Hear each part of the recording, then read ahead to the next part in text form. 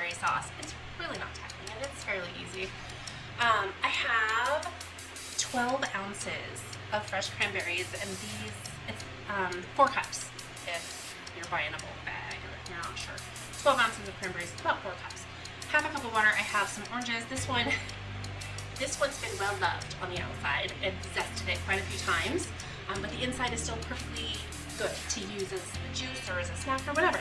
And I have a second one because I need more zest, and that one's zested out. And I might not have enough juice in this one. I only need a half cup, but from orange to orange, the juice content's never going to be the same. I shouldn't say never, but you know what I mean. Okay, I am going to set that aside for the moment. My pan's still heating up. I don't want to get my water going too soon because I don't want it to evaporate if it's sitting there waiting for me. But this doesn't take long. This little juicer, it's like a little $10 juicer, and it does a great job. It's quick work. I'll put a link for one down below. It would be an affiliate link, but they're not paying me to say anything other than I like the product, and they don't even know I'm saying anything, so it's getting weird. Awkward. Dance break. Gosh, I hope that dance just matched the music that I decided to put on here. Okay, that one's good. Do. Did you guys sing while you work? Whistle? Anything? This has measurements on it somewhere there. Ooh, we're almost there with this one. See if I can eke it out. That is 1/2 cup on the nose. Good job, Orange. Okay, I'm gonna get rid of these because they're gonna drip and make a sticky mess.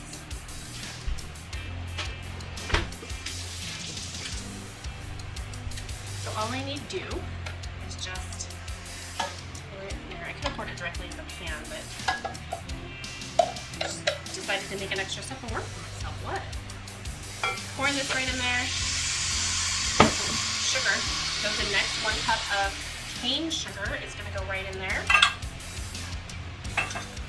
I am just going to start that dissolving. It doesn't need to be completely dissolved, but I do want to get it mixed in there and on its way. So what I want now is for my liquids to come to a boil. I'm going to go ahead and pour my cranberries in there. And I am now done with my whisk, because if I use the whisk, the cranberries, when they start to break down, are just going to get stuck in it. So, spoon. One tidbit of advice, unsolicited. Don't use the white or wooden. And it's because cranberries stain really easy. So, apron. I'm gonna, when this starts to really go, I'm going to put a lid on it. The other thing you could do is use a screen.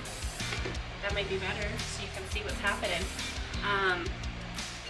These cranberries, as they get hot, will start exploding.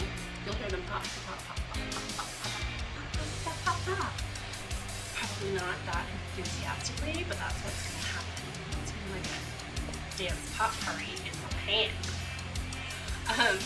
They're breaking open and they're going to break down, and it can get really messy. It's already happening to some are already, yeah. Let me see. It's not even that hot yet. Ooh, it is a little toasty. See that? I just scalded my hand for you. Not that bad. It's fine. I'm fine. I'm going to stick this on there. It can start to splatter. So once you've got that happening, it's actually going, I think because the bottom of my pan is so hot. Cast iron. That heat transfer real quick. You don't want it to boil too much because it'll start to burn and stick to the bottom of the pan with all of those sugars. So once I see that start to really boil, I'm going to turn it down to a simmer, and just a very gentle simmer. We're going to let that go for about 10 minutes.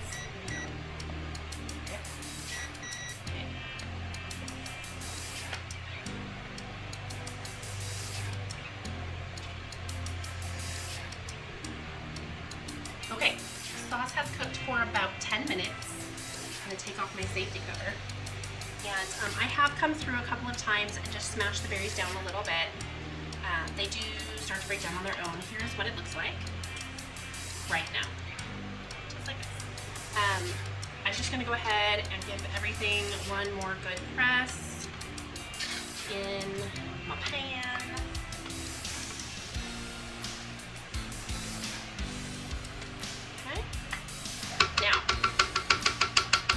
done with my slotted spoon.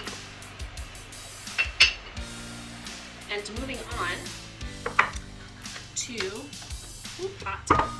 I'm going to take about half of this and put it in this bowl. And this will be the standard cranberry sauce, the way that it is when you cook it. Okay? Trying to make it even. Then I'm going to take this bowl and this sieve and get an oven mitt because it's hot. And I am going to put the rest of it in here. Why am I doing that? Well, because I want you to see how to make the jellied version, the kind where you don't add any gelatin. It'll firm up all by itself. So, done with that. Just gonna stick this in here. Now, it takes a little bit of work, but not too bad. You're just gonna push everything through the sieve. Like so.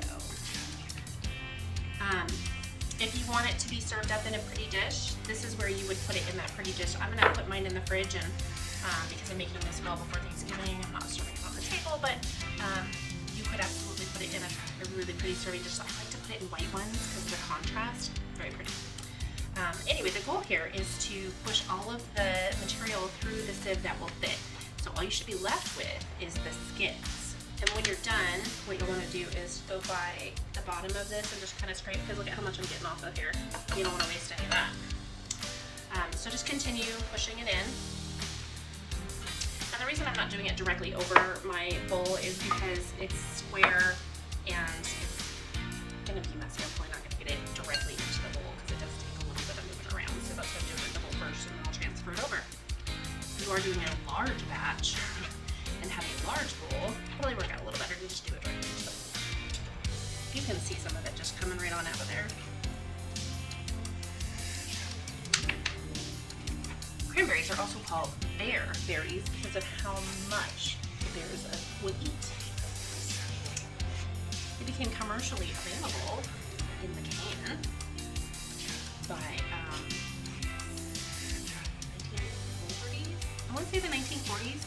If my memory serves me right, which leads me, it does not always serve me right. I think it was about the 1800s where we actually, as a human race, started making it into a sauce. Alright, so this is what it's starting to look like. That's mostly skin, but I'm going to keep working at it. You have a couple, you can actually just eat the skins if you want. Yep.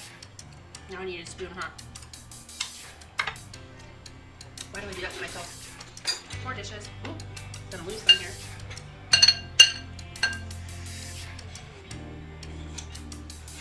Scrape in the bottom. So you can serve this warm. You can serve it cold. I've always had it cold. Okay, let's see.